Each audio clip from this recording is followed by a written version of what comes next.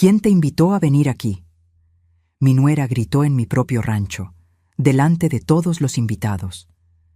Me quedé en silencio, solo sonreí, tomé mis llaves y salí despacio.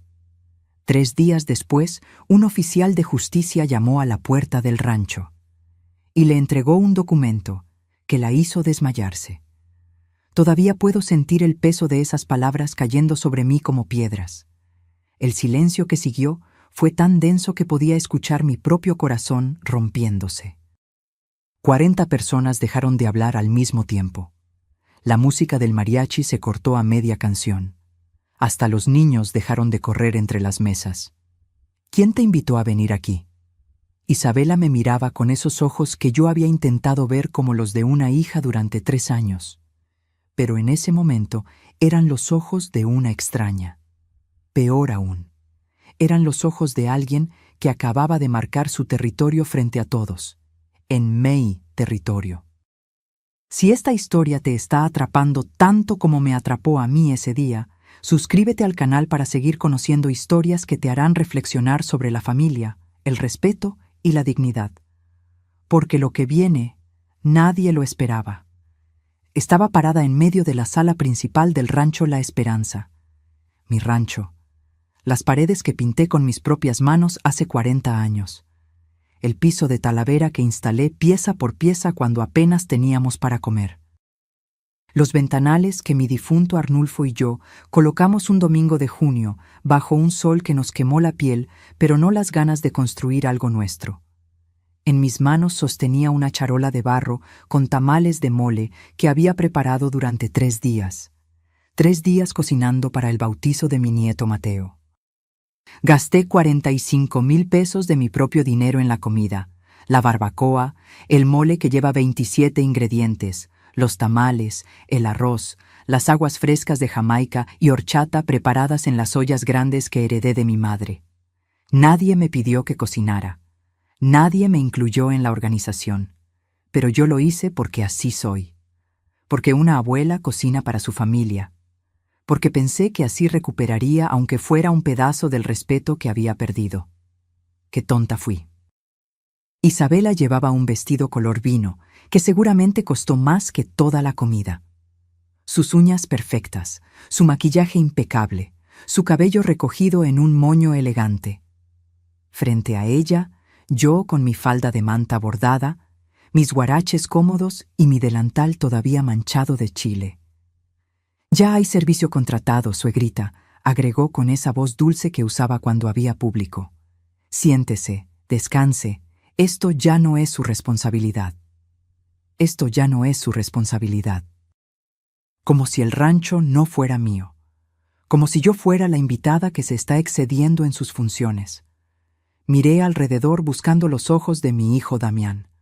Lo encontré junto a la mesa del pastel, con Mateo en brazos. Mi hijo. El niño que parí en este mismo rancho hace 42 años porque no llegamos al hospital a tiempo. El hombre al que amamanté, crié, enseñé a trabajar la tierra, a respetar, a valorar lo que se construye con esfuerzo. Esperé. Esperé que dijera algo, que me defendiera, que recordara quién soy. Bajó la mirada. En ese momento sentí algo quebrarse dentro de mi pecho. No fue dramático, no grité ni lloré. Fue silencioso, como cuando una rama seca se parte por dentro antes de caer. Los invitados me miraban con esa mezcla de lástima y morbo que la gente pone cuando presencia una humillación ajena. Algunos de ellos eran mis vecinos de toda la vida. Otros eran amistades de Isabela que nunca había visto, gente de la ciudad con ropa cara y copas de vino en la mano, disfrutando del rancho tan pintoresco de los Sandoval. Los Sandoval. El apellido de ella, no el mío, Aguirre, no el de mi esposo, Medina. Dejé la charola sobre la mesa más cercana. Las tazas tintinearon ligeramente. Podía sentir todas las miradas sobre mí, esperando. ¿Qué haría la vieja? ¿Lloraría? ¿Armaría un escándalo? ¿Se iría avergonzada? Hice algo que ninguno esperaba. Sonreí. No fue una sonrisa amable. Fue la sonrisa de alguien que acaba de entender todo el juego. Fue la sonrisa de 68 años de sabiduría cayendo en su lugar como fichas de dominó. Me limpié las manos en el delantal con toda la calma del mundo. Caminé hacia la entrada principal, donde colgaban varios juegos de llaves en un pequeño gancho de hierro forjado. Mis dedos se cerraron alrededor del aro que conocía de memoria, las llaves del rancho, de la camioneta, de las bodegas, del tractor, las llaves de todo, porque el rancho. La esperanza no era de Damián, no era de Isabela, era mío, solo mío. Las escrituras estaban a mi nombre. Cada centímetro de esas 180 hectáreas las había pagado con mi sudor. Nadie habló mientras caminaba hacia la puerta. Solo se escuchaban mis pasos sobre el piso de Talavera. Ese sonido me acompañó hasta mi camioneta, una Ford roja del 2015 que todavía funcionaba perfectamente porque yo misma le hacía mantenimiento. Arranqué el motor. Por el espejo retrovisor vi a algunas personas asomadas a las ventanas. Vi a Damián salir con el bebé en brazos, diciendo algo que no alcancé a escuchar. Y me fui. Conduje despacio por el camino de terracería, levantando una nube de polvo detrás de mí. Las lágrimas empezaron a caer solo cuando llegué a la carretera principal. Pero no eran lágrimas de derrota, eran lágrimas de rabia, de claridad, de decisión, porque en ese momento supe algo con absoluta certeza. Esto no se iba a quedar así. 3 días. Les di 3 días de silencio. Pero lo que ellos no sabían era que el silencio puede ser el arma más poderosa de todas. Me llamo Socorro Aguirre, viuda de Medina, pero toda la vida me han dicho Coco. Tengo 68 años y estas manos que ves, arrugadas y callosas, no siempre fueron así.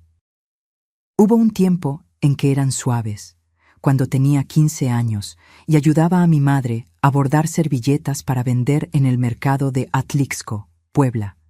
Pero la vida tiene formas curiosas de moldearte, y mis manos se volvieron fuertes cuando tuvieron que serlo. Conocí a Arnulfo Medina cuando yo tenía 18 años. Él trabajaba en la construcción y ahorraba cada peso como si fuera el último. Algún día voy a tener mi propio terreno, me decía mientras caminábamos por el pueblo después de misa. Un lugar donde nadie me diga qué hacer ni cuándo hacerlo. Me casé con él a los 19. No tuvimos fiesta grande. Apenas juntamos para el vestido sencillo de algodón blanco y unas flores del jardín de mi tía Remedios. Pero teníamos algo más valioso que una boda lujosa. Teníamos un sueño compartido. Durante 10 años ahorramos. 10 años comiendo frijoles y tortillas, usando la misma ropa hasta que se deshacía, caminando kilómetros para no gastar en camión. Arnulfo trabajaba doble turno en la obra. Yo limpiaba casas, lavaba ropa ajena, vendía tamales los domingos en el tianguis. Cada peso iba a una caja de metal que escondíamos debajo del colchón. En 1985 encontramos el terreno. 180 hectáreas en las afueras de Tehuacán, tierra árida que nadie quería. El dueño anterior había intentado cultivar y se rindió. Nos lo ofreció en 85,000 pesos, una fortuna en ese entonces. Pedimos prestado a un usurero que cobraba intereses que te desangraban, pero firmamos el contrato. El rancho La Esperanza. Arnulfo eligió el nombre.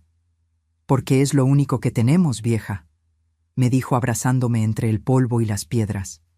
Esperanza de que esto valga la pena. Los primeros 3 años dormimos en una choza de madera y lámina. Cuando llovía, poníamos cubetas por todos lados para recoger el agua que se filtraba. En invierno nos tapábamos con costales porque no teníamos dinero para cobijas gruesas. Cocinaba en un fogón hecho con piedras y leña que yo misma recogía. Damián nació ahí, en esa choza, en 1984. No alcanzamos a llegar al hospital. Una partera del pueblo lo recibió mientras Arnulfo me sostenía la mano y yo mordía un trapo para no gritar. Mi hijo llegó al mundo sobre un petate, bajo un techo que apenas nos protegía del sol. Pero fuimos felices. Éramos pobres en pesos, pero ricos en propósito. Arnulfo trabajaba la tierra desde que salía el sol hasta que se escondía. Yo lo ayudaba cargando a Damián en el rebozo.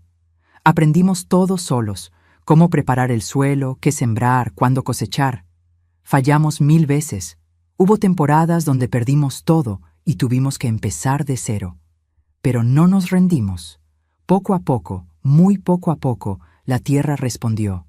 Primero fueron hortalizas básicas, luego maíz. Después compramos 4 vacas con un préstamo que pagamos en 2 años. Las vacas tuvieron crías. Vendimos la leche. Compramos más animales. Tardamos 15 años en pagar los 85,000 pesos iniciales. 15 años de levantarnos a las 4 de la mañana. 15 años sin vacaciones, sin lujos, sin descanso. Cuando Damián tenía 12 años, finalmente construimos la casa principal. No era mansión, pero tenía paredes sólidas de adobe, techo firme, ventanas de vidrio, 3 habitaciones y una cocina de verdad con estufa de gas. Recuerdo que lloré el día que encendimos la primera hornilla. Lloré porque finalmente teníamos algo digno. Arnulfo murió hace 11 años. Infarto fulminante mientras reparaba la cerca del potrero norte. Cayó entre las vacas que tanto amaba, bajo el sol de junio. Tenía 58 años. Me dejó viuda, pero me dejó dueña. Las escrituras siempre estuvieron a mi nombre, desde el principio. Arnulfo insistió: si algo me pasa, Coco, que nadie pueda quitarte lo que construimos. Firmé esos papeles con mano temblorosa en la notaría de Tehuacán, sin imaginar que 30 años después, esa firma sería mi salvación. Seguí sola. Contraté peones para las cosechas. Aprendí a manejar el tractor. Sembré aguacate, que en esta región crece como bendición. Cada árbol que planté fue una promesa. Esto es para Damián, para sus hijos, para que nunca pasen lo que nosotros pasamos. Hoy, el rancho La Esperanza vale más de 12 millones de pesos. Las 180 hectáreas están sembradas de aguacate Hass que exportamos hasta Guadalajara. Tengo 32 cabezas de ganado, maquinaria agrícola, bodegas. La casa principal creció. Ahora tiene 5 habitaciones, 2 baños completos, sala amplia con esos ventanales que tanto trabajo nos costaron. Pero hay algo que vale más que todo eso junto. En el cajón de mi buró, envuelto en un paño de seda roja, guardo el reloj de bolsillo de mi abuelo Jacinto. Es de oro de 14 quilates, con una cadena gruesa y una tapa que tiene grabadas las iniciales JAR. Mi abuelo lo cargó durante la Revolución. Sobrevivió balaceras, hambre, persecuciones. Me lo entregó antes de morir. Cuídalo, Coquita. Es lo único que prueba que los Aguirre siempre hemos sido gente de palabra. Ese reloj vale, según el tasador, 280,000 pesos. Pero para mí no tiene precio. Es mi conexión con mi sangre, con mi historia, con quién soy. La tarde que salí del rancho después del grito de Isabela, ese reloj seguía en mi buró. Y 3 semanas antes había desaparecido. Cuando le pregunté a Isabela si lo había visto, me miró con esos ojos inocentes. Ay, suegrita, usted y sus cosas. Seguramente lo guardó en otro lado y ya no se acuerda. Ya sabe cómo es a su edad. A su edad. Como si mis 68 años fueran sinónimo de senilidad. Como si no recordara perfectamente dónde puse cada cosa en mi casa. Pero ese día, manejando hacia el pueblo con las lágrimas secándose en mis mejillas, tomé una decisión. No iba a quedarme callada. No iba a dejar que me trataran como un estorbo en el lugar que construí con sangre. Y ese reloj iba a aparecer, aunque tuviera que mover cielo y tierra. Porque 70 años de vida me enseñaron algo fundamental. La gente solo te quita lo que tú permites que te quiten. Y yo ya no iba a permitir nada más. Hace 3 años, Damián llegó al rancho con una sonrisa que no veía en su cara desde que era niño. Tenía 39 años entonces, y yo había dejado de preguntarle cuándo me daría nietos. Había tenido novias antes, relaciones que duraban meses y se desvanecían como el rocío bajo el sol. «Mamá, conocí a alguien», me dijo esa tarde mientras yo desgranaba elotes en el portal. Alguien especial. Se llamaba Isabela Sandoval. 28 años. Trabajaba en una boutique de ropa cara en Puebla. Damián la conoció cuando fue a la ciudad a vender un lote de aguacates a un distribuidor. Ella atendía en la tienda de al lado y, según mi hijo, fue amor a primera vista. Amor a primera vista. Qué bonito suena cuando no conoces el final de la historia. La primera vez que vino al rancho llegó en un taxi porque no manejo en terracería. Me da miedo. Salió del carro como si estuviera bajando de una alfombra roja. Vestido entallado color durazno, tacones altos que se hundían en la tierra, lentes oscuros de marca, bolsa que probablemente costaba más que mi camioneta. Yo estaba regando las plantas del jardín con mis botas de hule y mi sombrero viejo de palma. Tenía tierra bajo las uñas y el sudor me corría por la espalda. Así me encontró. «Mamá, ella es Isabela», gritó Damián desde lejos, emocionado como un crío. Me quité los guantes de jardinería y extendí la mano. Ella la miró un segundo de más antes de estrecharla con la punta de los dedos, como quien toca algo que podría ensuciarla.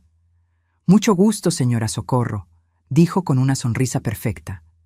Dientes blanquísimos, labios delineados, maquillaje impecable a pesar del calor.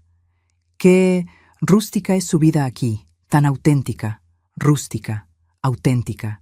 Palabras bonitas que significaban primitiva, atrasada, pobre. Pero me tragué la incomodidad. «Bienvenida, hija». «¿Gustas un agua fresca? Tengo de limón recién hecha». «Ay, no, gracias. No tomo nada que no sea embotellado, por cuestiones estomacales, ¿sabe?». Se abanicó con la mano. «Y hace un calor insoportable. No tienen aire acondicionado». Damián se rió nervioso. «Es rancho, amor. Aquí usamos ventiladores». Durante esa primera visita, Isabela no se sentó en ninguna silla sin antes limpiarla con una toallita desinfectante que sacó de su bolsa. No comió nada de lo que preparé porque «estoy en dieta keto, suegrita». Se quejó de los mosquitos, del polvo, del ruido de los gallos. Cuando se fueron, sentí un alivio que me avergonzó. ¿Qué clase de madre se alivia cuando la novia de su hijo se va? Pero Damián estaba enamorado, ciego, sordo, perdido en esos ojos verdes que sabían exactamente cómo mirarlo. 6 meses después, anunció que se casarían. «Mamá, sé que es rápido, pero cuando sabes, sabes», me dijo una noche mientras cenábamos. Isabela es diferente, es refinada, inteligente, me hace querer ser mejor. ¿Mejor que qué?, quise preguntar. Pero no lo hice. La planificación de la boda fue mi primer aviso real de quién era Isabela. Insistió en una ceremonia en un jardín boutique de Cholula. 450,000 pesos de presupuesto. Flores importadas, banquete de 5 tiempos, barra libre, música en vivo, fotógrafo premiado internacionalmente. «La familia de la novia paga la boda, mamá», me recordó Damián cuando puse cara de espanto al ver los números. «Es tradición».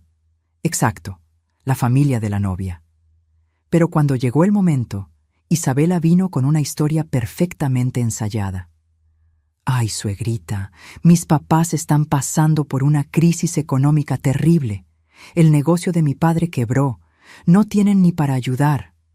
Lloró, lágrimas reales rodando por sus mejillas de porcelana. «No quiero una boda pobre», sollozó.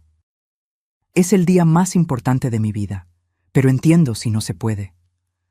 Damián me miró con esos ojos de niño que pedía permiso para ir a la feria. Y yo, como la tonta que fui, saqué 225,000 pesos de mis ahorros. La mitad de la boda. «Es mi único hijo», me justifiqué con mi comadre Estela cuando me sermoneó por hacerlo. «Y si la hace feliz». El día de la boda fue hermoso, no lo niego. Isabela parecía una actriz de telenovela con su vestido de encaje francés. Damián no dejaba de mirarla como si no pudiera creer su suerte. Pero hubo algo que me inquietó desde la ceremonia: la familia de Isabela, o mejor dicho, la ausencia de ella. «Están peleados», explicó cuando Damián preguntó por qué solo vinieron 2 primas lejanas. «Ya sabe cómo son las familias, suegrita. Envidias, rencores viejos. Preferí no invitarlos para evitar dramas. Una mujer que se casa sin su familia, sin padres, sin hermanos, sin tíos cercanos. Solo 2 primas que se fueron antes del brindis. Debí haberlo visto entonces. Las señales estaban ahí, brillantes como luces de alerta. Pero estaba tan ocupada tratando de ser la suegra perfecta, la que no se mete, la que acepta, la que da espacio, que ignoré lo que mis tripas me gritaban. 3 semanas después de la boda, Isabela y Damián tocaron mi puerta con maletas. «Mamá, solo será temporal», dijo mi hijo, «mientras construimos nuestra casa en el terreno que me apartaste». 6 meses máximo. 6 meses. Ese temporal ya llevaba 2 años y medio cuando Isabela me gritó frente a todos los invitados. Y en ese tiempo vi cómo mi hijo se transformó en alguien que ya no reconocía. Cómo mi casa dejó de ser mía. Cómo mi vida se fue encogiendo hasta que yo era una sombra en mi propio hogar. Pero el día que tomé esas llaves y salí del rancho, algo cambió. Porque finalmente entendí que Isabela no había llegado a mi vida por amor a Damián. Había llegado por algo mucho más simple y mucho más viejo: la codicia. Los cambios no llegaron como tormenta. Llegaron como la niebla, despacio, silenciosa, hasta que un día no puedes ver lo que tienes enfrente. Las primeras semanas después de que se mudaron fueron casi normales. Damián seguía levantándose temprano conmigo. Desayunábamos juntos en la cocina mientras planeábamos el trabajo del día. Él revisaba el riego de los aguacates. Yo supervisaba a los peones que reparaban cercas. Pero Isabela no madrugaba. Aparecía cerca del mediodía, con su bata de seda y su cara recién lavada, quejándose de que el canto del gallo a las 5 de la mañana es una tortura medieval. «Amor, son gallos, así funcionan», le decía Damián, todavía con paciencia. «Pues regálalos, o mátalos. No sé, haz algo», respondía ella sirviéndose café en una taza que trajo de su casa porque las mías eran demasiado corrientes. Un mes después, los gallos desaparecieron. Damián los vendió sin decirme. Yo había criado a esos animales desde pollitos. El gallo grande, al que llamábamos Pancho, tenía 5 años. Me despertaba cada mañana como un reloj fiel. «Mamá, ya no los necesitábamos», fue toda la explicación que me dio mi hijo. «Isabela tiene sueño ligero». Sueño ligero. En un rancho. Dejé pasar esa, y la siguiente, y la siguiente. Isabela comenzó a cambiar cosas para ayudar. Reorganizó mi cocina porque no tiene lógica tener los platos ahí. Tiró mis especias secas porque ya están vencidas, aunque sabía perfectamente que yo las renovaba cada temporada. Compró ollas nuevas de acero inoxidable, más higiénicas que las de barro que usaba desde hace 30 años. Mi casa comenzó a transformarse en algo que no reconocía. Cojines de colores que no podía ensuciar. Cortinas blancas que debía quitarme las botas antes de pasar cerca. Un tapete persa en la sala que costó 42,000 pesos y que me daba miedo pisar. «Es que quiero que esto se vea más presentable, suegrita», explicaba Isabela, «por si vienen visitas importantes». ¿Visitas importantes? En 30 años, las únicas visitas que recibíamos eran vecinos del pueblo y compradores de aguacate. Damián empezó a llegar tarde al trabajo en el campo. Primero 15 minutos, luego 1 hora. Después ya no llegaba hasta el mediodía. «Isabela necesita que la acompañe al doctor», me decía. O «tiene cita en el salón de belleza y no quiere ir sola». «Yo vamos a ver muebles para nuestra futura casa», la casa que nunca empezaron a construir. Lo vi adelgazar de preocupaciones que antes no tenía. Isabela quería cosas, siempre quería cosas. Un coche nuevo porque la camioneta huele a campo. Ropa porque no puedo usar lo mismo 2 veces en sus eventos. Joyas porque todas sus amigas tienen. ¿Cuáles amigas? ¿Cuáles eventos? Mi hijo comenzó a desaparecer frente a mis ojos. El hombre que reía arreglando tractores ahora fruncía el ceño viendo su celular. El que antes me contaba todo ahora contestaba en monosílabos. y cuando intentaba hablar con él a solas, Isabela aparecía. Siempre. ¿De qué hablan?, preguntaba con esa sonrisa. No me excluyan, somos familia. Familia.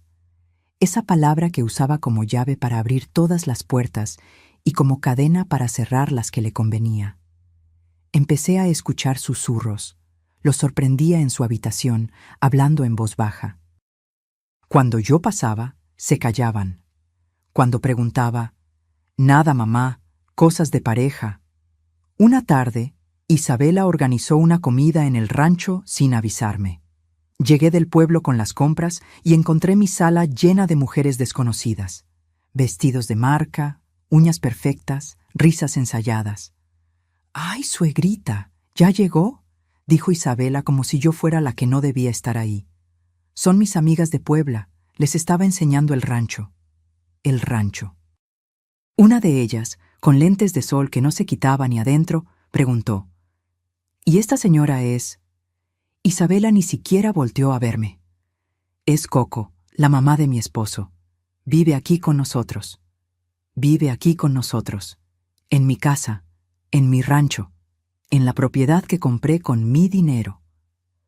Esa noche, por primera vez en años, lloré sola en mi habitación.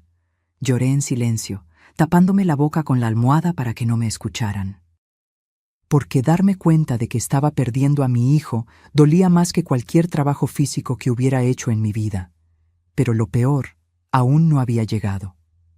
Una mañana busqué el reloj de mi abuelo para llevarlo al joyero del pueblo.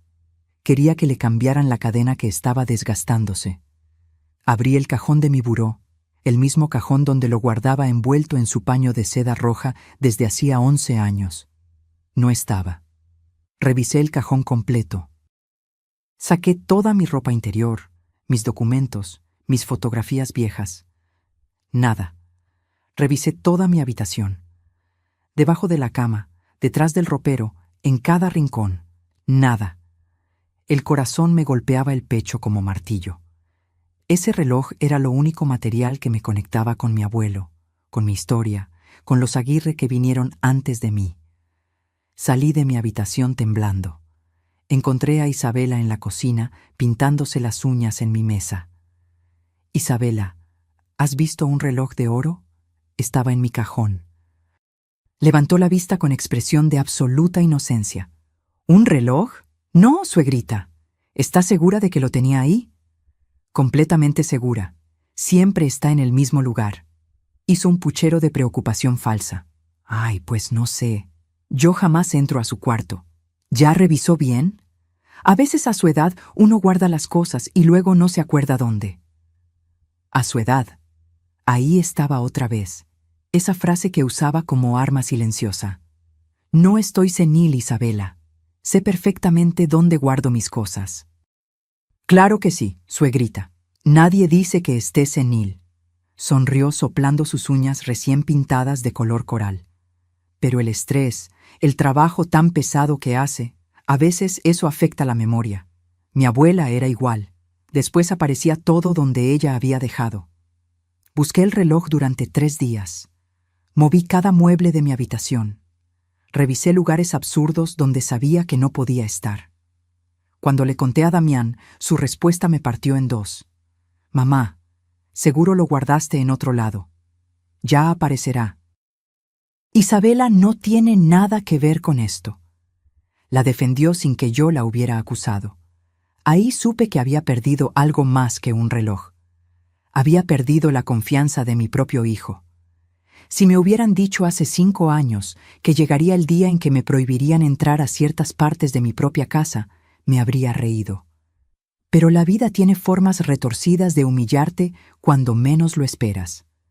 Todo empezó con la remodelación. Isabela convenció a Damián de que la sala necesitaba modernizarse. Según ella, los muebles de madera que Arnulfo y yo compramos en Tonalá eran anticuados y deprimentes. Las paredes color terracota que yo misma pinté parecían de casa de pueblo viejo. «Mamá, solo será la sala», me dijo Damián una tarde. «El resto de la casa sigue siendo tuya, pero déjanos hacer esto, por favor». El presupuesto. $320,000. 320,000 pesos para cambiar una sala que no tenía nada de malo. Es un regalo para Isabela, insistió mi hijo. Está sacrificándose viviendo aquí en el rancho, lejos de todo. Es lo menos que podemos hacer. ¿Sacrificándose? ¿Viviendo gratis, comiendo gratis, sin pagar un solo servicio? Pero accedí, siempre accedía. La remodelación duró 2 meses. Trajeron un diseñador de Puebla que se paseaba por mi casa como si fuera un museo que lo ofendía personalmente. Tumbaron la pared que separaba la sala del comedor. Instalaron un piso flotante gris que costó una fortuna.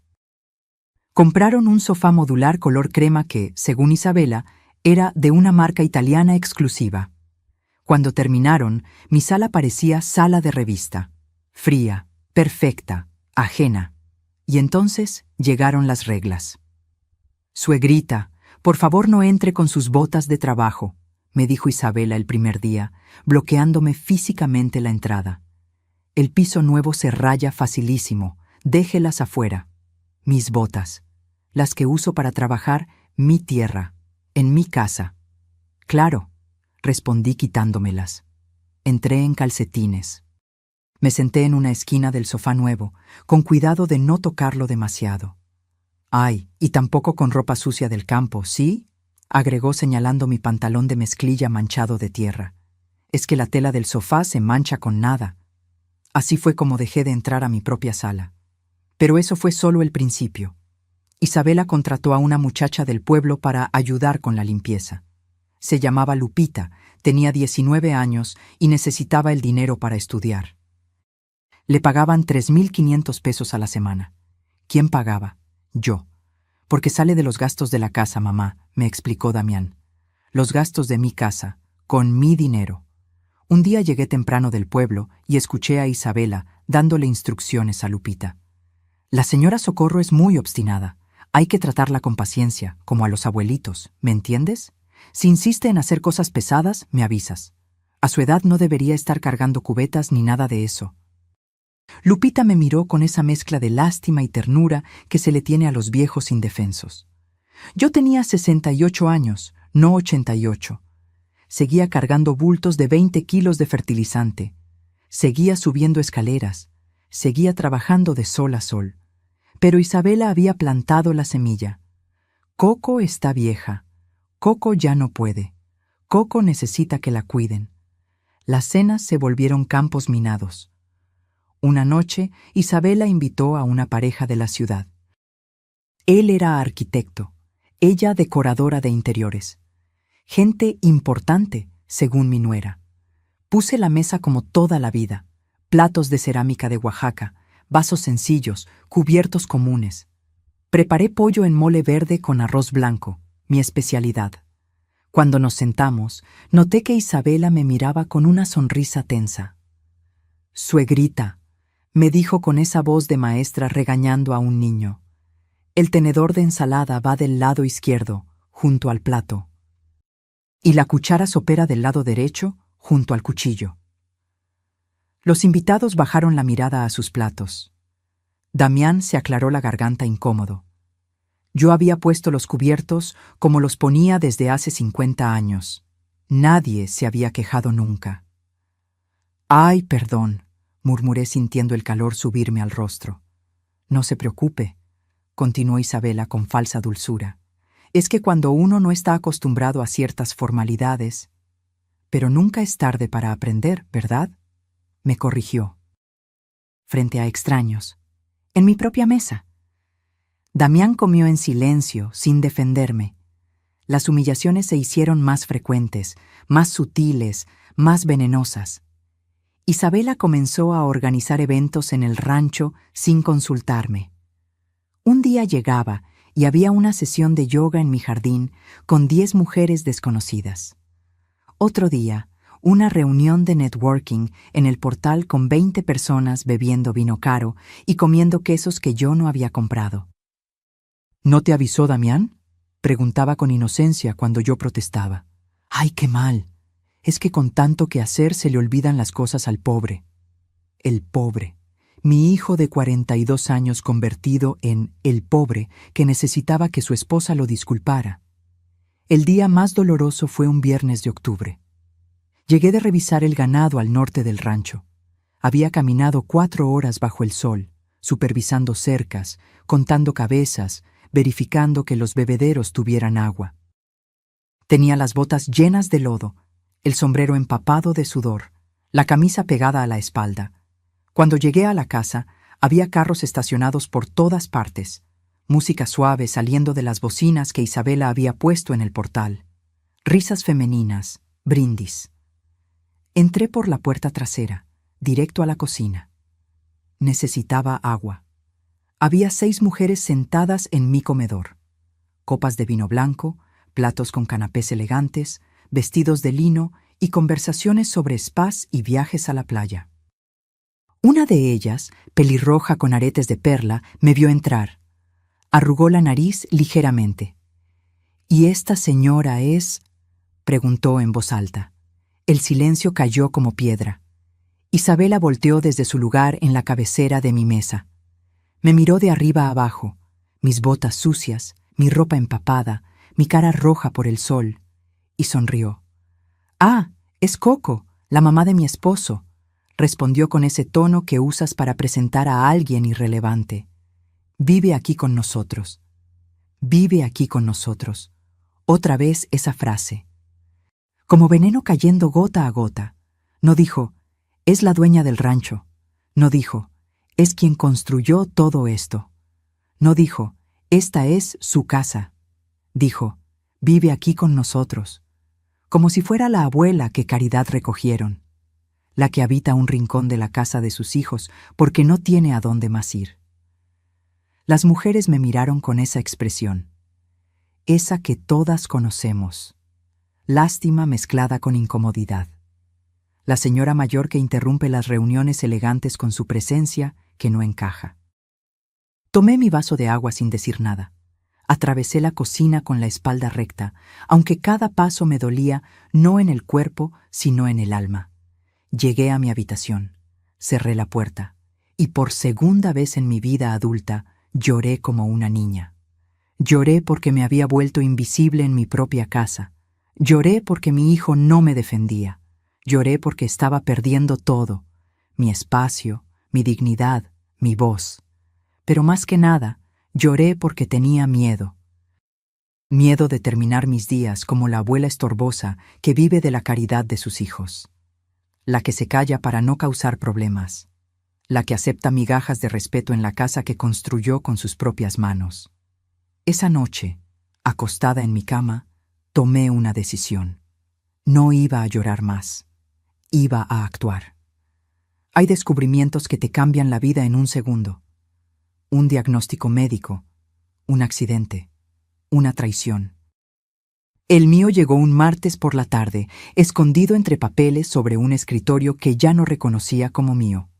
Damián e Isabela habían ido a Puebla a resolver unos asuntos. Yo aproveché para limpiar la casa en paz, sin miradas que me juzgaran por cómo doblaba las toallas o acomodaba los platos. Entré a la habitación que había sido de Damián desde niño. Ahora era su oficina, llena de archiveros metálicos y un escritorio de cristal que costó 23,000 pesos. Iba a pasar solo el trapo, pero una carpeta manila sobre el escritorio me llamó la atención. Estaba abierta, como si alguien la hubiera estado revisando y salió con prisa. No soy de revisar cosas ajenas. Arnulfo me enseñó que la confianza es el pegamento de las familias, pero algo en mi estómago se retorció. Un presentimiento. Una alarma que llevaba meses sonando bajito y que finalmente decidí escuchar. Abrí la carpeta. El primer documento era una cotización de una inmobiliaria de Tehuacán. Tasación de propiedad rural, Rancho La Esperanza, fecha, 2 semanas atrás.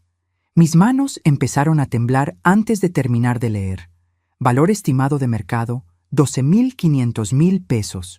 Ubicación privilegiada, tierra fértil con producción establecida de aguacate Hass. Construcciones en buen estado, alta demanda en la zona. 12,500,000 pesos. Estaban tasando el rancho. Seguí revisando con el corazón martillándome las costillas.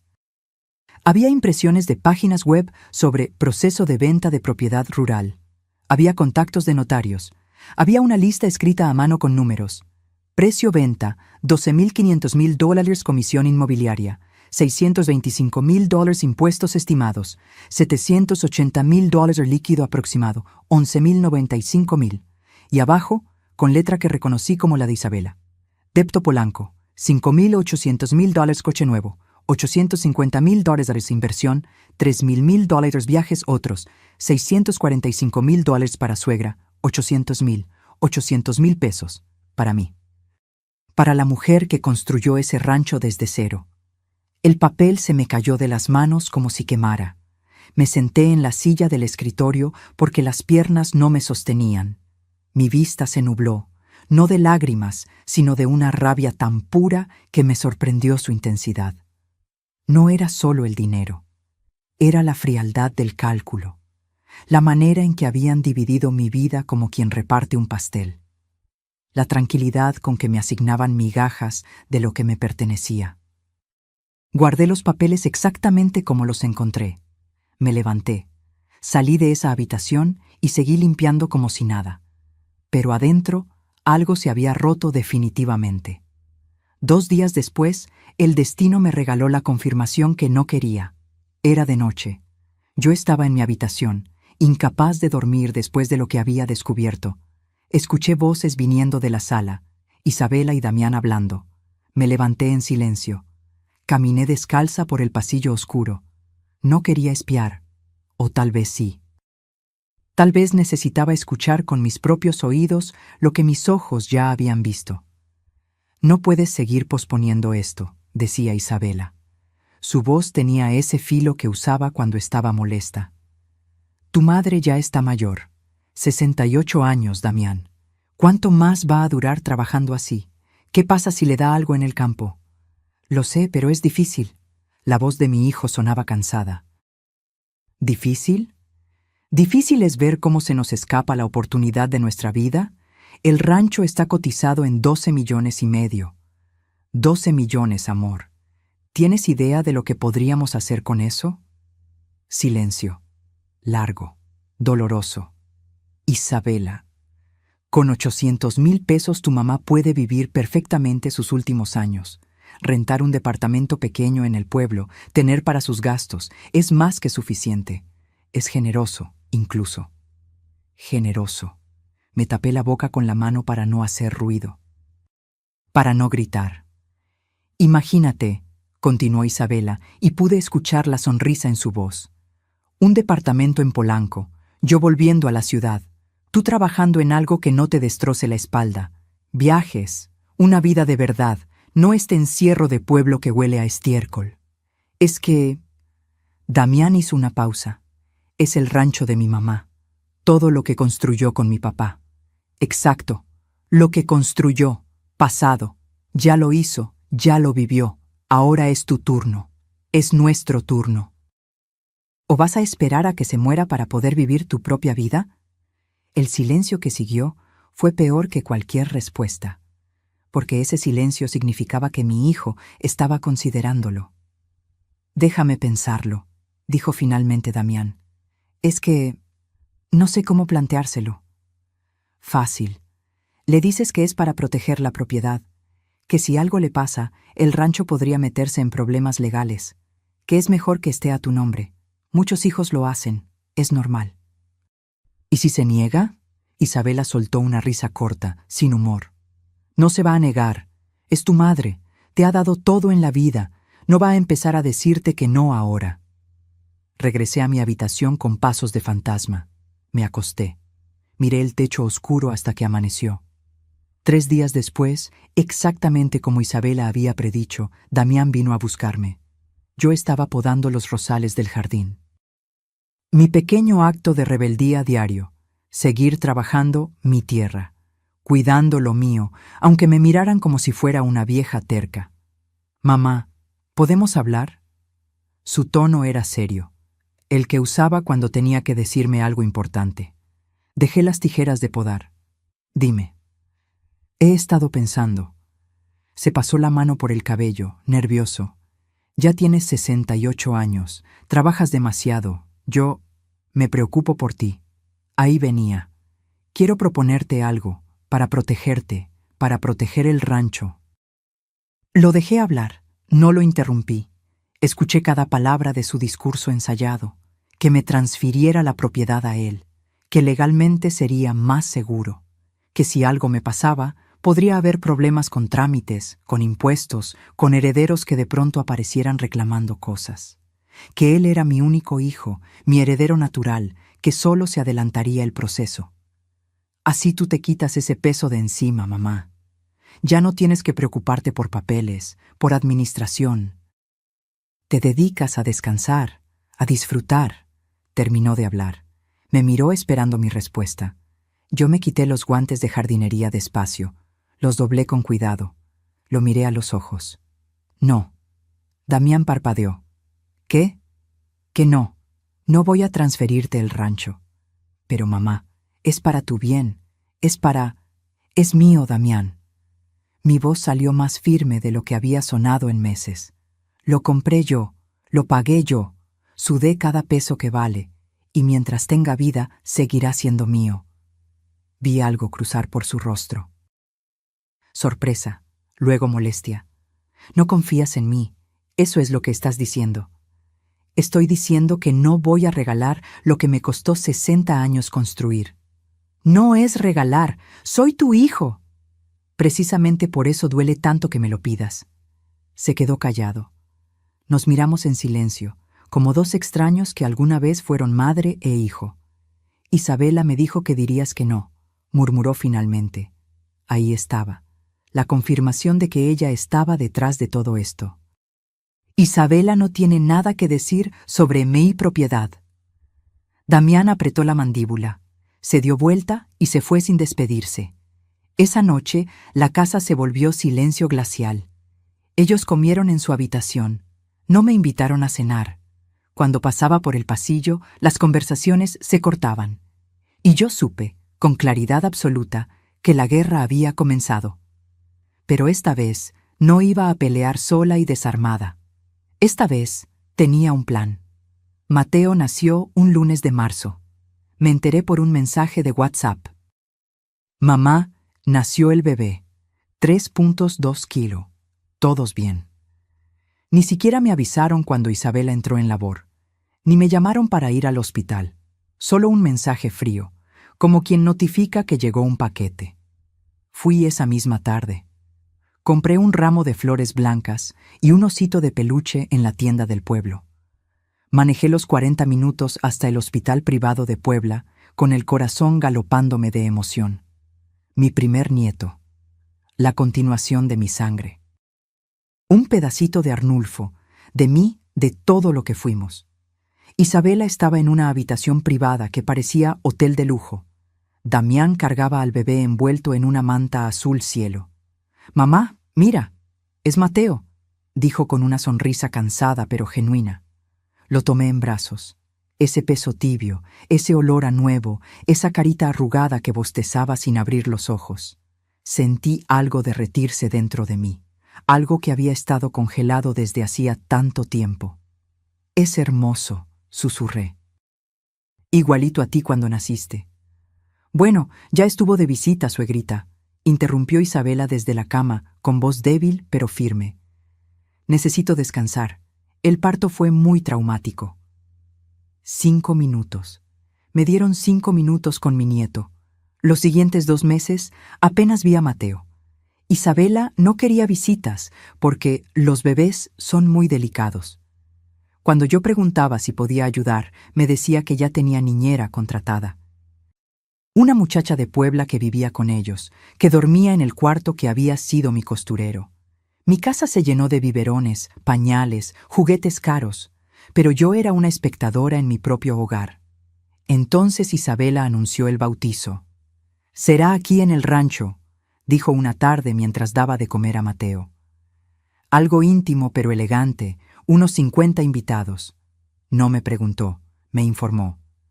«¿Necesitas ayuda con algo?», ofrecí, tratando de involucrarme. «No, gracias. Ya contraté a un servicio de catering, y un decorador, y fotógrafo. Todo está bajo control. Bajo control. Todo menos yo. Me dolió no ser necesaria para el bautizo de mi propio nieto, pero decidí hacer lo único que sabía hacer bien: cocinar. Durante 3 días preparé comida. Mole poblano con el chocolate que compro en Oaxaca, el mismo que usé en la boda de Damián. Tamales de rajas con queso, de dulce, de frijol. Arroz rojo con verduras. Barbacoa que cociné toda la noche anterior en horno de tierra que cavé yo misma detrás de la casa.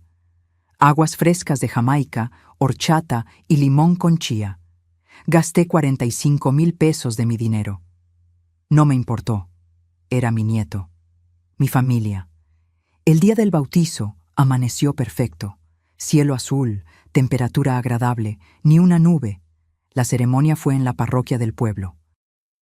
Yo me senté en la tercera banca, detrás de los padrinos y la familia importante de Isabela, que milagrosamente sí vino a este evento.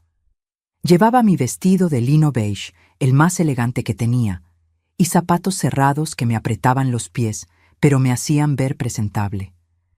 Vi a mi nieto recibir el agua bendita. Vi a Damián orgulloso sosteniendo a su hijo. Vi a Isabela con un vestido blanco ceñido que probablemente costó lo que yo gasté en comida. Y luego volvimos al rancho para la fiesta. Cuando llegué, no reconocí mi propia casa. Habían puesto carpas blancas en el jardín, mesas con manteles de lino, arreglos florales enormes, una mesa de postres con torre de cupcakes, bocinas profesionales con música de jazz, meseros con chaleco negro sirviendo copas de champán. Mi comida estaba arrumbada en la cocina. Las charolas tapadas con papel aluminio, ignoradas.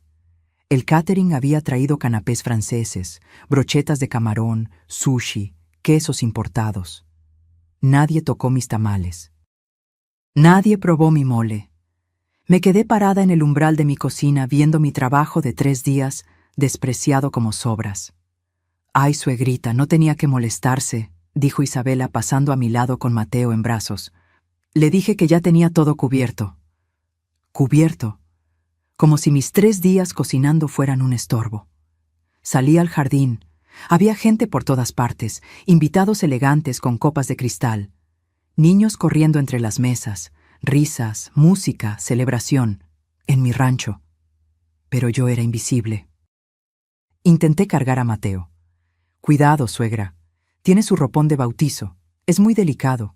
Costó 9,000 pesos. Intenté sentarme en una mesa.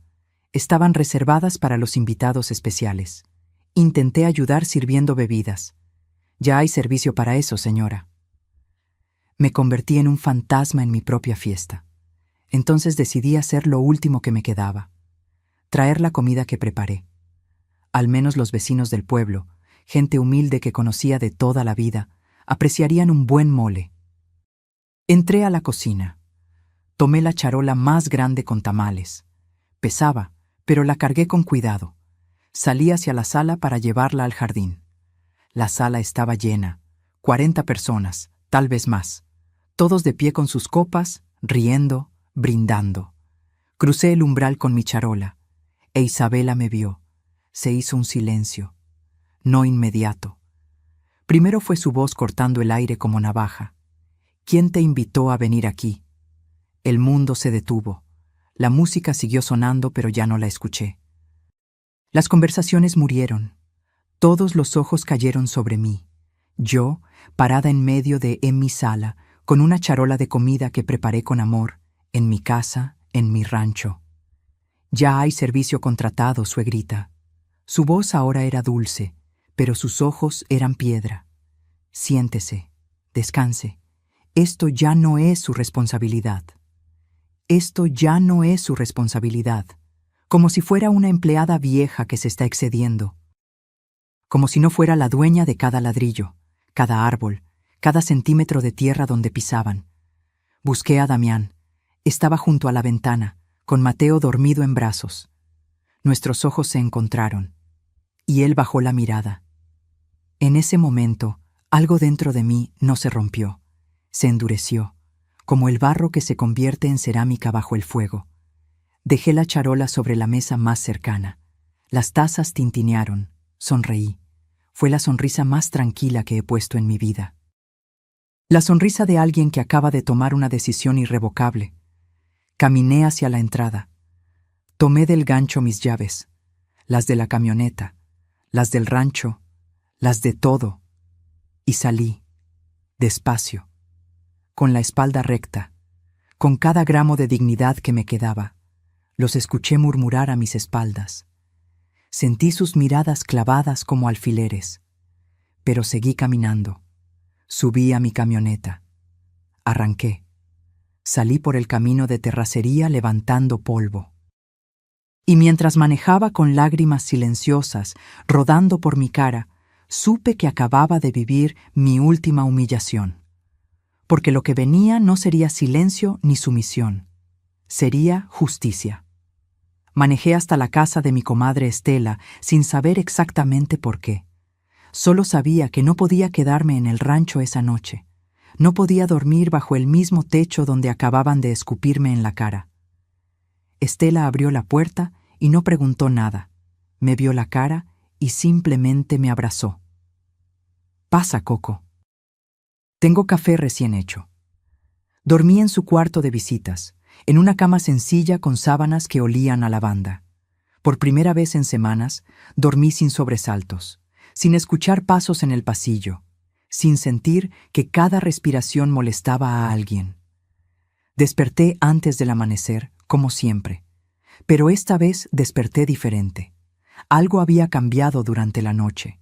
Mientras dormía, mientras mi cuerpo descansaba, mi mente había estado trabajando, ordenando piezas, viendo el tablero completo. Me senté en la cama y agarré mi celular. Tenía 17 mensajes de WhatsApp. Damián. Mamá, ¿dónde estás? Damián. Isabela se pasó, ya hablé con ella. Damián. ¿Estás bien? Contesta, por favor. Damián. Los invitados se fueron, deberías regresar. Damián. Mamá, esto es tu casa también. No te vayas así. Tu casa también. No, es tu casa. No, regresa a tu rancho. Sino, tu casa también. Como si fuera compartida, como si yo fuera inquilina con derechos limitados. No contesté ningún mensaje. El día 2, los mensajes cambiaron de tono. Damián. Mamá, ya llevamos 2 días sin saber de ti. Estamos preocupados. Damián. Isabela dice que está arrepentida. Fue el estrés del bautizo. Damián. Voy a ir a buscarte al pueblo. Le respondí solo una línea. Estoy bien. Necesito pensar. Día 3. El tono de Damián se volvió desesperado. Damián. Esto ya es demasiado. Ven a casa.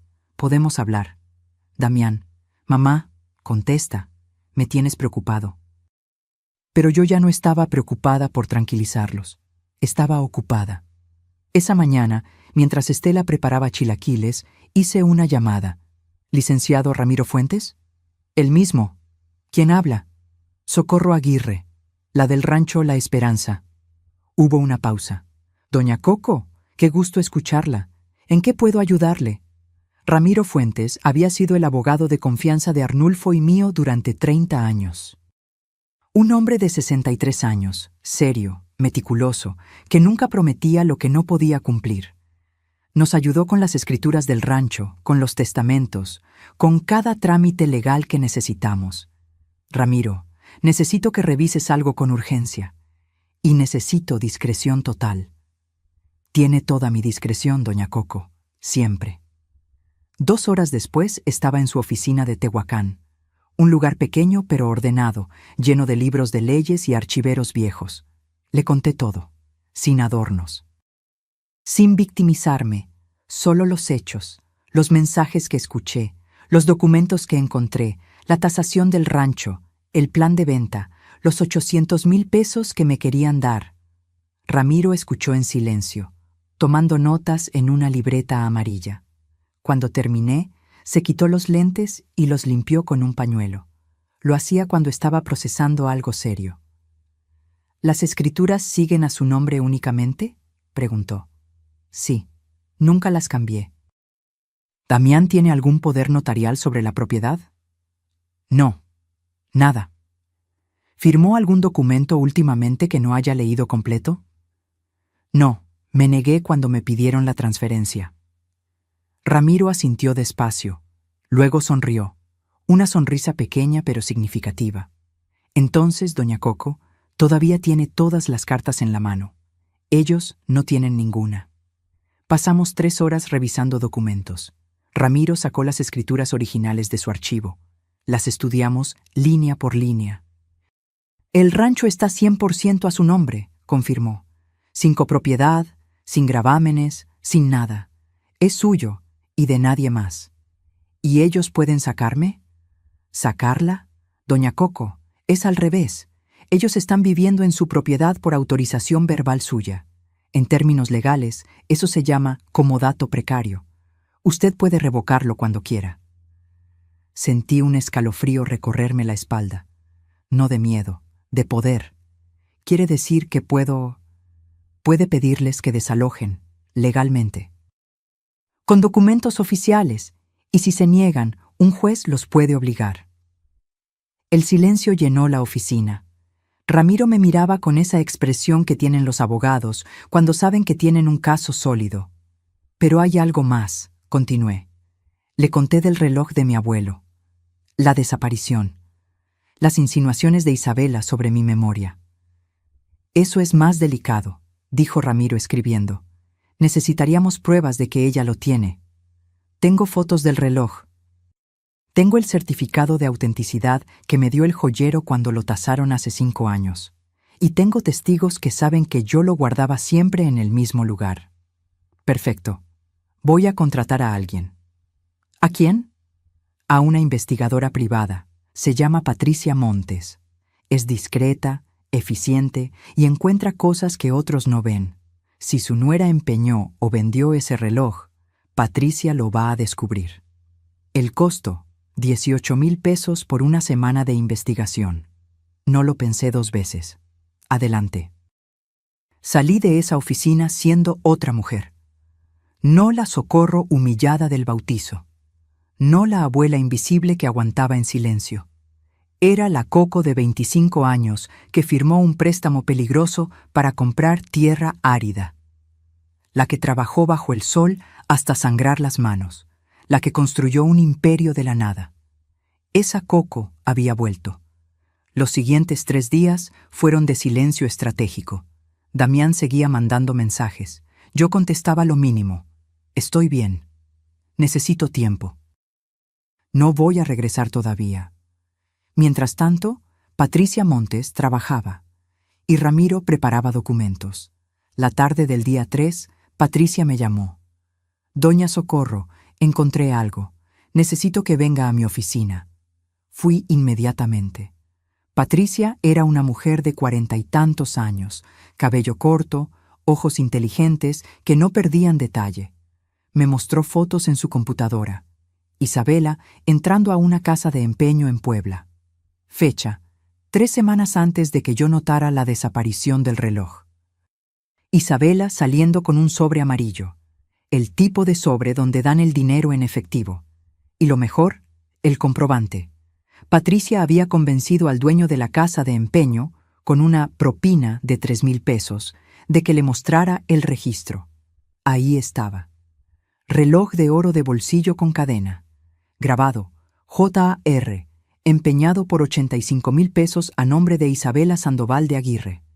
Mi reloj, mi historia, mi sangre. Vendido por 85,000 pesos. ¿Puede recuperarlo? Pregunté con la voz temblorosa. Puede.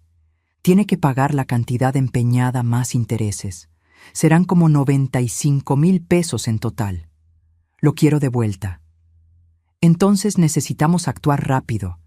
El plazo de empeño vence en 2 semanas. Después de eso, pueden venderlo a terceros y será casi imposible recuperarlo. Ramiro, que había venido conmigo, sonreía de oreja a oreja. Doña Coco, con esto tenemos todo lo que necesitamos.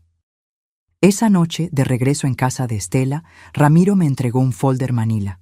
Adentro había 3 documentos preparados, limpios, profesionales, letales. Mañana, si usted está de acuerdo, enviamos al oficial de justicia, dijo. Abrí el folder. Leí el primer documento. Notificación de desalojo por revocación de comodato precario. Sonreí. Por primera vez en meses, sentí esperanza. El día 3 por la tarde, firmé los documentos en la oficina de Ramiro. Mi mano no tembló ni una vez. ¿Está completamente segura, doña Coco?, preguntó el licenciado por tercera vez. Una vez que enviemos al oficial, no hay vuelta atrás. Esto va a explotar. Más segura que nunca en mi vida.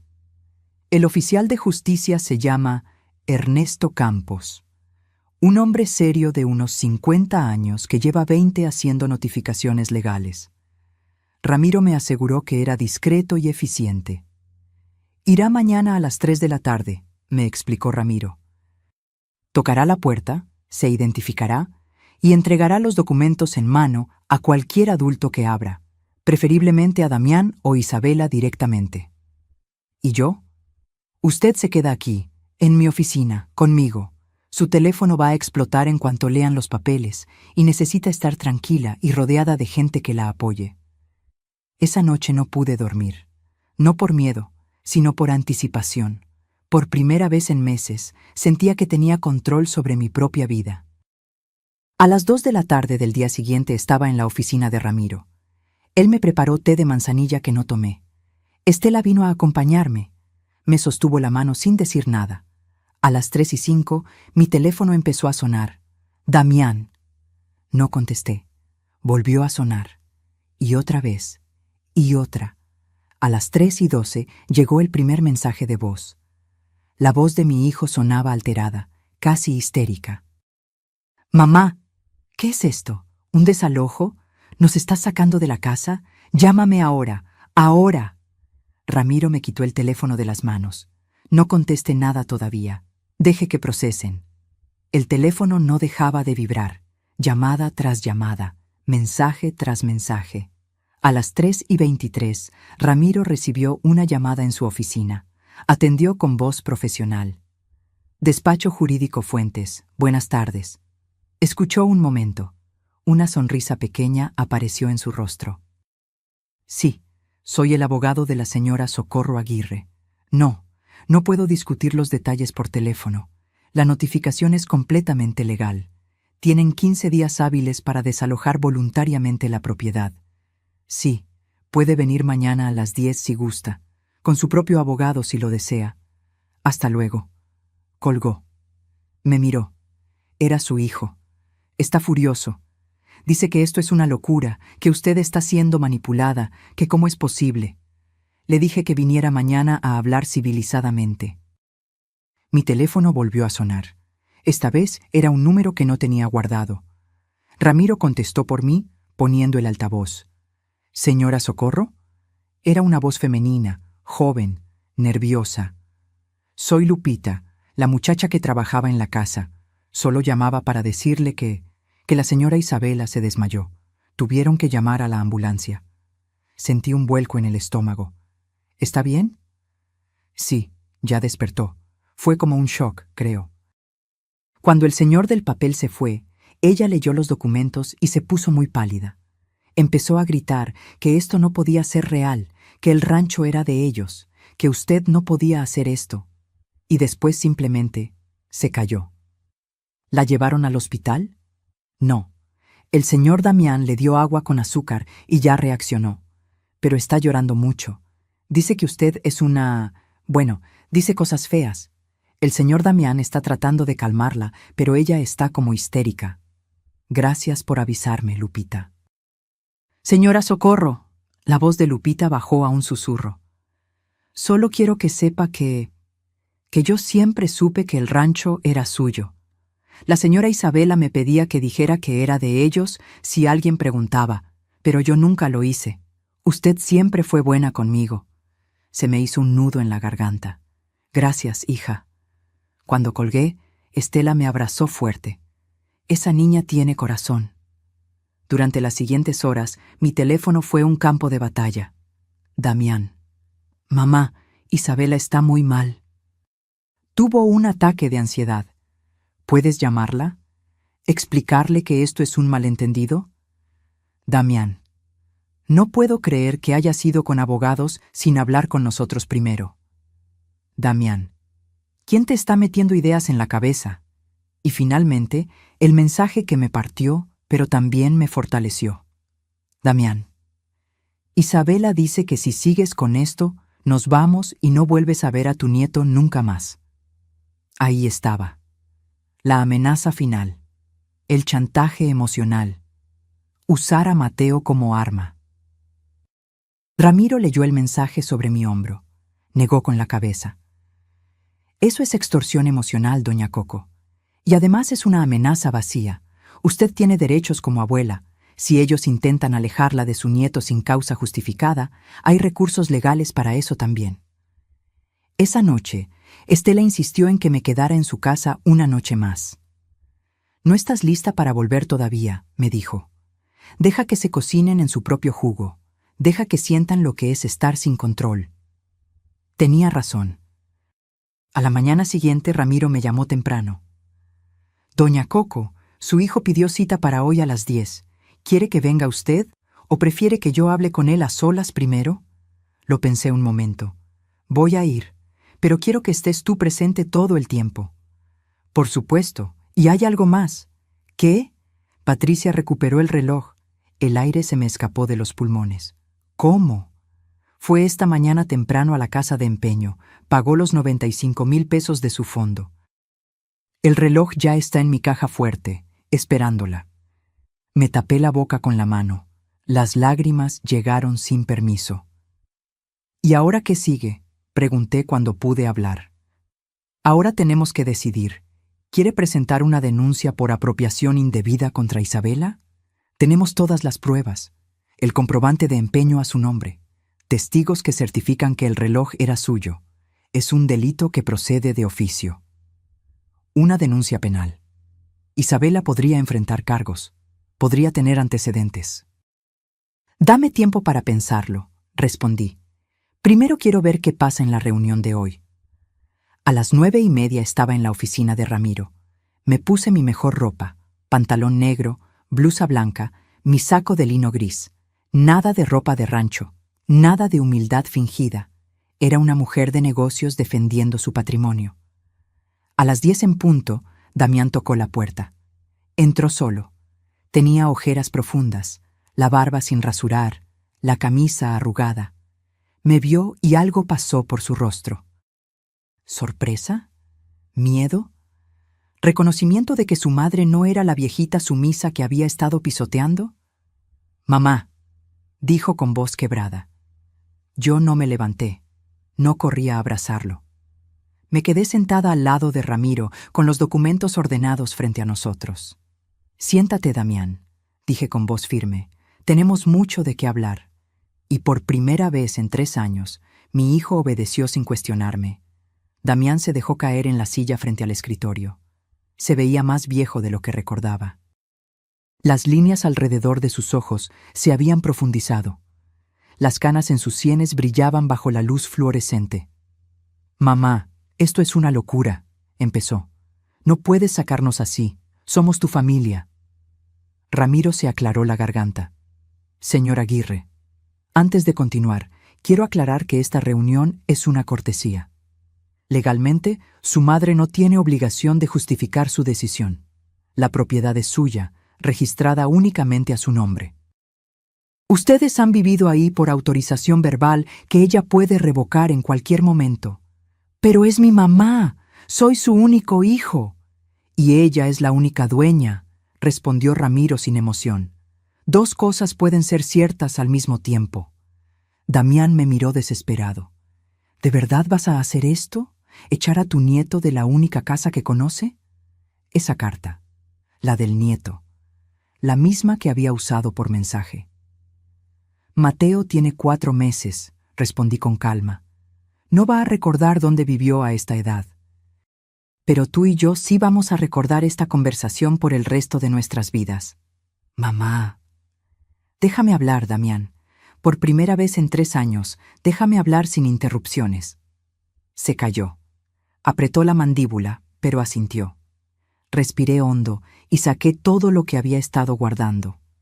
Encontré los documentos en tu escritorio, la tasación del rancho, los planes de venta, los cálculos de cuánto me darían, 800,000 pesos de 12 millones y medio.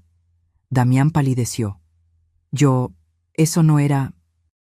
Los escuché hablar esa noche, Isabela convenciéndote de que yo ya estaba mayor, de que 800,000 eran generosos, de que era mi turno de dejarlos vivir. Mamá, no lo entiendes. Estábamos solo considerando opciones para el futuro. ¿El futuro? Mi voz subió por primera vez. ¿O tu impaciencia por heredar mientras yo todavía estoy viva? El silencio cayó como losa. Ramiro puso un documento sobre el escritorio. Era el comprobante de la casa de empeño. ¿Reconoce esto, señor Aguirre? Damián lo tomó. Leyó. Sus ojos se fueron agrandando. Esto es el reloj de tu abuelo, mamá, que tu esposa empeñó por 85,000 pesos hace un mes.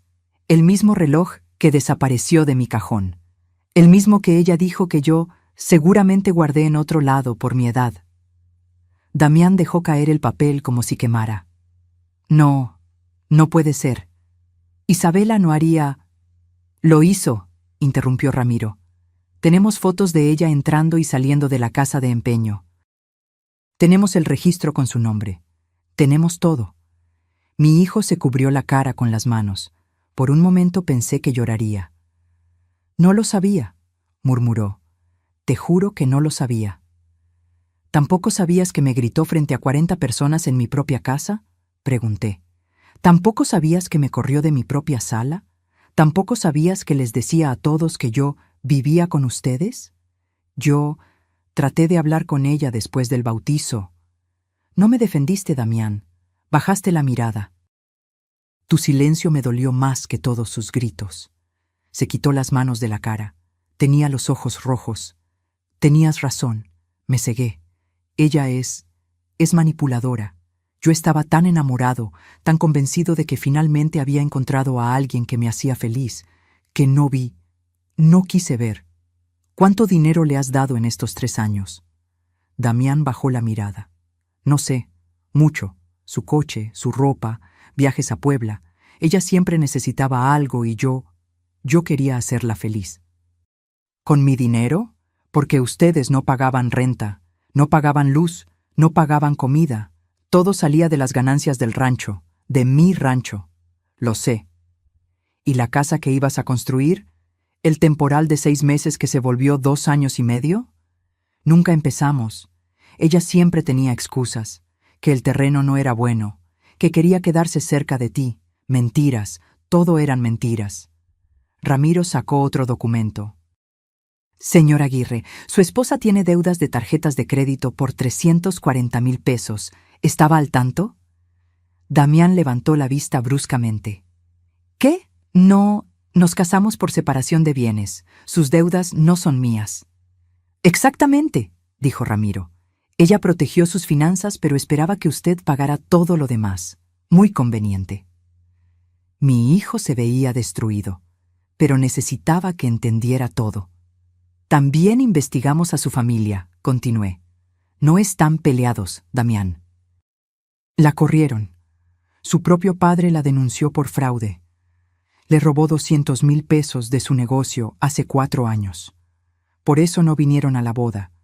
Por eso solo fueron 2 primas que ni la conocían bien. Damián se levantó de golpe. Caminó hacia la ventana. Se quedó ahí, de espaldas, con los hombros caídos. ¿Cómo pude ser tan estúpido?, susurró. No fuiste estúpido, dije con voz más suave. Fuiste humano. Querías amor, querías familia. Ella vio eso y lo usó. Se dio vuelta. Las lágrimas corrían por su rostro abiertamente. Lo siento, mamá. Dios, lo siento tanto. Te fallé. Dejé que te humillaran en tu propia casa. Dejé que te trataran como si fueras un estorbo. Yo no tengo perdón. Me levanté. Caminé hacia él. Por primera vez en meses, toqué a mi hijo. Puse mi mano en su hombro. Tienes que tomar una decisión, Damián. Y la tienes que tomar tú solo, sin mi presión, sin chantajes. ¿Qué decisión? ¿Vas a quedarte con ella o no? Damián cerró los ojos. Ya pedí el divorcio, esta mañana. Fui con un abogado antes de venir aquí. Me quedé sin aire. Cuando vi el documento de desalojo, continuó, algo se rompió. Entendí que había perdido a mi madre por una mujer que solo quería mi dinero, que me había convertido en alguien que no reconozco. Anoche no dormí. Solo pensaba en papá, en cómo nos enseñó a trabajar juntos, en cómo tú seguiste sola cuando él murió y nunca te quejaste. Y yo te cambié por alguien que ni siquiera me ama de verdad.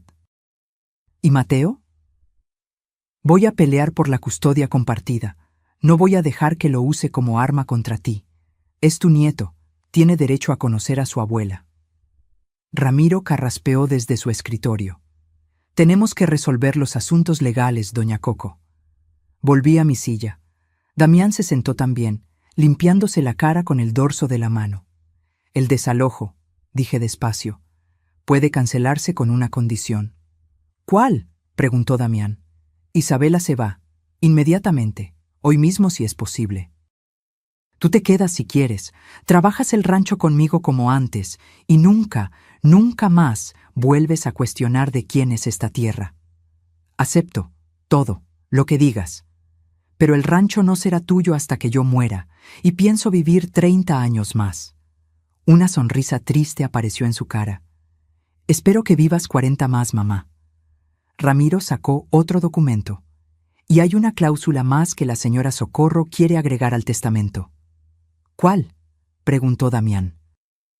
El rancho será tuyo cuando yo muera, expliqué, pero nunca podrás venderlo, solo heredarlo a tus hijos. Si intentas venderlo, la propiedad pasará automáticamente a una fundación para mujeres campesinas que yo misma voy a establecer. Damián asintió sin dudar. Me parece justo, más que justo. ¿Y el reloj? Preguntó Ramiro. Miré a mi hijo. ¿Sabías que Isabela lo empeñó? No, te lo juro por la memoria de mi padre. Si lo hubiera sabido, lo habría recuperado inmediatamente. Le creí. Vi la verdad en sus ojos. Entonces, tú lo vas a recuperar, dije. Los 95,000 pesos que cuesta sacarlo del empeño, los vas a pagar tú, de tu propio dinero, no del rancho, tuyo. Lo haré hoy mismo. ¿Y la denuncia contra Isabela? Preguntó Ramiro. Lo pensé. Tenía todas las pruebas. Podía arruinarla legalmente. Pero ya había ganado lo que importaba. Mi hijo de vuelta, mi rancho asegurado, mi dignidad restaurada. No voy a denunciarla, dije finalmente. Pero quiero que sepa que podría haberlo hecho, que tuvo suerte de que yo sea mejor persona de lo que ella jamás será. Ramiro sonrió. Sabia decisión. 6 meses después, estoy sentada en el portal del rancho viendo el amanecer. Damián trabaja a mi lado otra vez. Se levanta temprano, desayunamos juntos, planeamos el día. Es como antes, pero mejor, porque ahora él entiende el valor de lo que tenemos. Isabela se fue ese mismo día. Armó un escándalo, gritó amenazas, prometió venganzas que nunca llegaron. El divorcio se finalizó en 4 meses. Damián tiene custodia compartida de Mateo.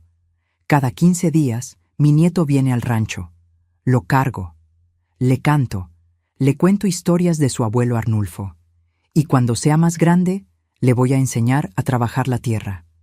A valorar lo que se construye con esfuerzo. El reloj de mi abuelo está otra vez en mi cajón, envuelto en su paño de seda roja. A veces lo saco y lo miro. Me recuerda que algunas batallas sí valen la pena pelear. Damián está reconstruyendo su vida. Ya no es el hombre cegado por amor. Es mi hijo otra vez, con cicatrices, sí, con lecciones aprendidas, definitivamente. Y yo volví a ser dueña de mi propia vida. No fue fácil. Hubo noches donde dudé, donde pensé que tal vez estaba siendo demasiado dura, donde el miedo a perder a mi hijo me tentó a ceder. Pero entonces recordaba esa pregunta. ¿Quién te invitó a venir aquí? Y recordaba mi respuesta silenciosa. Me invité yo, porque es mío, porque a veces la única forma de recuperar tu dignidad es parándote firme en tu propia tierra y diciendo, hasta aquí, no más. Y cuando lo dices de verdad, cuando lo dices con pruebas y abogados y la ley de tu lado, el mundo escucha. Han pasado 10 meses desde aquel bautizo. 10 meses desde que tomé mis llaves y salí de mi propia casa sin saber si alguna vez volvería. Hoy, mientras escribo esto en mi diario, sí, empecé a escribir, el licenciado Ramiro me lo recomendó, miro por la ventana de mi habitación. Veo a Damián enseñándole a Mateo, que ya tiene 14 meses, a tocar la tierra. Mi nieto ríe metiendo sus manitas en el surco. Mi hijo lo mira con ese amor que yo reconozco, el mismo que Arnulfo tenía cuando le enseñaba a nuestro hijo a sembrar. El ciclo continúa, pero esta vez con respeto. ¿Sabes qué aprendí en estos 68 años de vida? Que el silencio puede ser cobardía o estrategia, depende de cuándo lo uses. Que aguantar no siempre es virtud. A veces es solo miedo disfrazado de paciencia. Y que nunca, nunca es tarde para recuperar lo que es tuyo. Me preguntan las vecinas del pueblo, «Ay, Coco, ¿no fuiste muy dura con tu nuera? ¿No te arrepientes?» Y les respondo con una pregunta. ¿Cuántas humillaciones debería haber aguantado antes de defenderme? ¿10? ¿100? ¿Hasta quedarme sin nada? El respeto no se mendiga, se exige. A todas las mujeres que están escuchando esta historia, las que tal vez están viviendo algo parecido en sus propias casas, quiero decirles algo. No están locas. Si sienten que las están haciendo invisibles en su propio hogar, si les dicen que ya están viejas para saber lo que saben, si las humillan frente a otros y esperan que se callen por el bien de la familia, no están imaginando cosas. Están siendo abusadas. Y no importa si quien abusa es tu hijo, tu nuera, tu yerno o cualquier familiar. El abuso no deja de ser abuso solo porque venga con el apellido que compartes. Las llaves que tomé ese día no eran solo de metal. Eran las llaves de mi propia dignidad, las que había dejado colgadas en el gancho mientras trataba de ser la suegra buena, la mamá que no se mete, la abuela que no causa problemas. Pero ¿saben qué descubrí? Que causar problemas cuando te están pisoteando no es maldad. Es supervivencia. No todas las batallas se ganan igual. Yo tuve la suerte de tener escrituras a mi nombre, de haber construido algo propio, de tener los recursos para contratar abogados. Sé que no todas tienen eso, pero todas tienen algo, su voz, su verdad, su negativa a seguir siendo invisibles. Algunas veces la justicia llega de formas pequeñas. Poner un límite, decir no sin dar explicaciones, exigir respeto en tu propia mesa. Otras veces, como en mi caso, llega con documentos legales y desalojos. Cada mujer tiene que encontrar su propia forma de pelear. Pero pelear, eso sí, hay que pelear, porque nadie va a valorar lo que tú misma no valores. Nadie va a respetar lo que tú misma no defiendas. Ayer, Damián me pidió perdón otra vez. Ya ha pedido perdón muchas veces, pero ayer fue diferente. «Mamá», me dijo mientras cenábamos, «quiero que Mateo crezca viendo a su abuela fuerte, no a una mujer que se deja. Quiero que aprenda de ti lo que yo olvidé, que el amor no se demuestra con sumisión, sino con dignidad». Me acordé de mi abuelo Jacinto, del reloj que ahora está otra vez a salvo en mi cajón. Me acordé de Arnulfo, que insistió en poner el rancho a mi nombre porque sabía que las mujeres necesitamos protección legal, no solo promesas. Y entendí que esta historia no es solo mía. Es de todas las mujeres que construyeron imperios con sus manos callosas, las que levantaron familias, negocios, hogares, las que dieron todo y un día se encontraron siendo tratadas como estorbos en lo que ellas mismas crearon. Esta historia es para ustedes. Para que sepan que no importa la edad que tengan, si está a tu nombre, es tuyo. Si lo construiste tú, es tuyo. Si lo pagaste con tu sudor, es tuyo. Y nadie tiene derecho a quitártelo. Mientras termino de escribir esto, escucho a Mateo gritar de alegría en el jardín. Damián le está enseñando a los gallos nuevos que compramos. Sí, volví a tener gallos, porque en mi rancho habrá gallos si yo quiero. Tomo el reloj de mi abuelo, lo abro. Sigue marcando el tiempo con esa precisión que sobrevivió revoluciones, pobreza, traiciones, y pienso, esto es lo que voy a heredar. No solo tierra o dinero, sino la lección de que algunas cosas no se negocian, que la dignidad no se vende, que las mujeres que nos antecedieron pelearon demasiado para que nosotras ahora regalemos todo por miedo a quedarnos solas. Porque ¿saben qué? Prefiero estar sola y en paz que acompañada y humillada. Y si alguien vuelve a preguntarme, ¿quién te invitó a venir aquí? En mi propia casa, mi propia tierra, mi propio espacio. Ya sé la respuesta. Me invité yo. Porque puedo. Porque es mío. Porque me lo gané. Ahora quiero saber de ustedes. ¿Desde dónde están escuchando esta historia? ¿México? ¿Estados Unidos? ¿Otro país? Escríbanme en los comentarios de dónde son y cuénteme. ¿Alguna vez han tenido que defender algo que era suyo? ¿Han sentido que las hacen invisibles en su propia vida?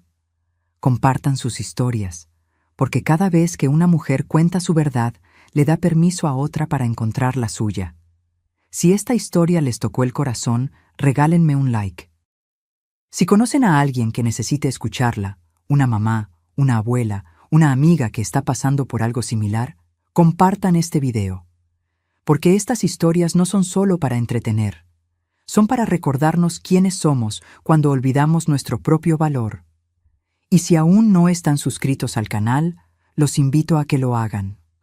Aquí seguiremos compartiendo historias de mujeres que se levantaron, que pusieron límites, que recuperaron su dignidad. Porque todos necesitamos recordar, de vez en cuando, que nunca es tarde para tomar nuestras llaves y caminar con la frente en alto. Recuerden, las llaves más importantes que tienen no abren puertas, abren posibilidades, abren futuros, abren la jaula donde ustedes mismas se encerraron por amor, por miedo, por costumbre. Tómenlas, úsenlas y nunca, nunca las vuelvan a soltar, porque ustedes, al igual que yo, al igual que todas nosotras, se invitaron a sí mismas a esta vida. Y nadie tiene derecho a pedirles que se vayan. Fin.